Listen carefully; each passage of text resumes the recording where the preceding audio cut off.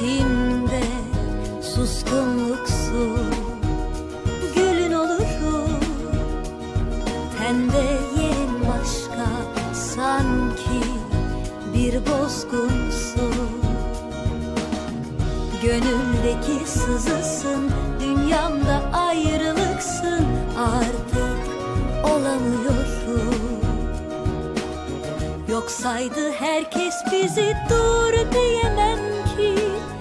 Arkamı dönüp ben hiç gidemem ki. Yıpranmış sözler gibi sus olamam ki. Boş bir kağıda döksen çiz bizi. Görmezden gelsen bir gün benim olur mu? Başka dünyalar zor durulur mu? Sevmekte hata nerede bulunur mu? Boş bir kağıda sar kurut gülleri.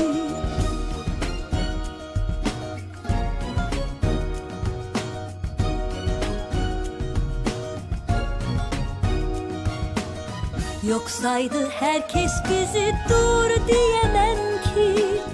Arkamı dönüp ben hiç gidemem ki. Yıpranmış sözler gibi sus olamam ki. Boş bir kağıda döksen çiz bizi. Görmezden gelsen bir gün benim olur mu? Başka dünyalar zor durulur mu?